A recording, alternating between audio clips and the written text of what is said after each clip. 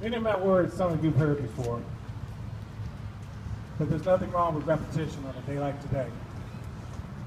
As we are here to honor our war dead, those men and women who have made the ultimate sacrifice, that of giving one's life for another. Those who, like many of us, had hopes, dreams, families, and friends. Fellow Americans who put it all on hold to defend our flag. And sacrifice is meaningless without remembrance. So we're here to remember because someone paid that price for the many freedoms that are enjoyed today in this country. Men and women who one day were total strangers to each other, sharing a foxhole the next. Just a number to some, but we're brothers to each other. A beloved relative to others, now bound together in a new family, but need to be remembered by all. Though there's troop withdrawal from Iraq and Afghanistan, many warriors are still in harm's way. And somewhere in the world, in the last 48 hours, I have no doubt that someone paid the ultimate sacrifice. War seems never ending. I can't forget my brothers I left behind in Vietnam. I can't forget the many trips that I take to Hawaii and around the world, and the flight lines I've stood in and been there when there were deployments and redeployments. I have personally seen the faces of the families before and after deployment. I have made many friends over the years, in uniform and out of uniform, traveling across the country. And yes, they too are family. So today I'm here to honor, with you, and pay tribute to those who have lost their lives in such places as Korea, World War II, Desert Storm, Vietnam, Iraq, and other battlefields. Some of us here today know the pain that is felt in many households. We understand the silence of our young warriors in not being able to share their experiences. We know the feeling of a soldier they experience towards society upon returning to war. We know that unlike other wars, many soldiers of today are together for longer periods of time, and they often deploy several times. They do this because, if I am often told, it's just a job. Memorial Day is not just a 3-day weekend.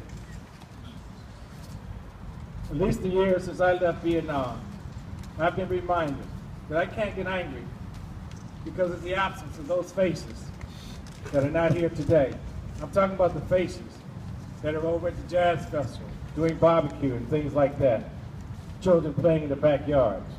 Someone paid the sacrifice so that they can do these things.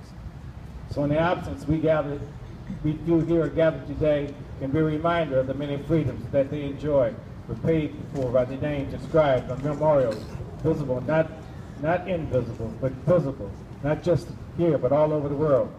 They answered the call of duty when our freedom was threatened.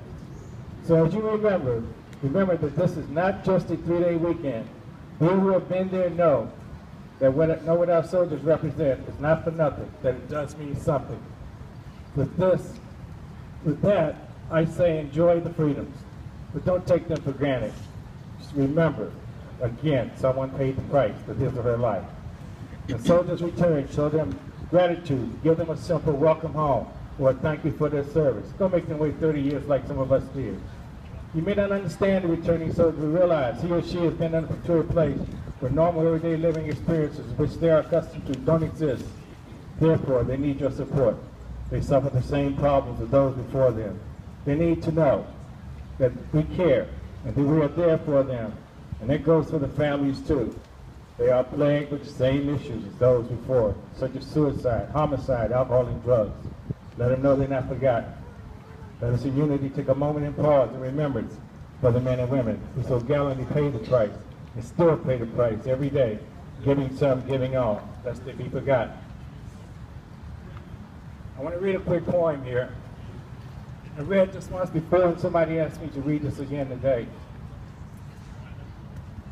You ask me why I hide these eyes behind dark shades. You ask me why I've kept them sheltered through the years, and why I don't want you to see what you politely term the real me. The answer is simple, yet to you it may not be clear. I wear the shades as a mask to cover invisible tears, to cover invisible fears, to hide scars inside me. Because when I finally let you see, you display a shocking glare. You look at my eyes in disbelief, never into my eyes. You gazed upon my hidden soul, my sadness, my grief. You finally witnessed what's really there, face to face with my stare. But then, how could you understand the how of this and when it came to be, the why of the moment in time did to me? The things that happened to this man in a place where life changed my plans, in a distant land across the sea, a place where I learned to cry, but kept the tears deep inside. In a place where men didn't say goodnight, a place where morning never came, a place where time swallowed friends for the coming and setting of the sun, a place where a laugh, assuming happiness, was a mask filled with sorrow and pain. You ask me why, about situations too difficult to grasp, about how time should seem to mend it all. But time has played a different game of those of us who went away, of those of us who answered the call, many whose names are on the wall, those that to remain. You ask me why. I get angry over petty stuff, and why crowds bother me, or why I wake up screaming, body full of sweat, after all night dreaming. The answer is very simple, but may not be clear to you. Of all the moments in my life, the one that hasn't left me, you ask me why. I build a prison around me. And at times I need to be alone and stay inside day in and day out. The answer is very simple, yet difficult to tell you about. My actions that are always in doubt, from the pain that still remains, from the hesitation and uncertainties that I've come to know, leftover reminders of the war and fear. If I were to open my door, through my brain, it's a piece of sword. You want to know why I must, upon entering a room, the area swept, searching for a space where I can sit with my back against the wall, where I can keep my eyes in the entire place. You ask me why I hide behind these shades. The answer is simple. I'm the war man-made.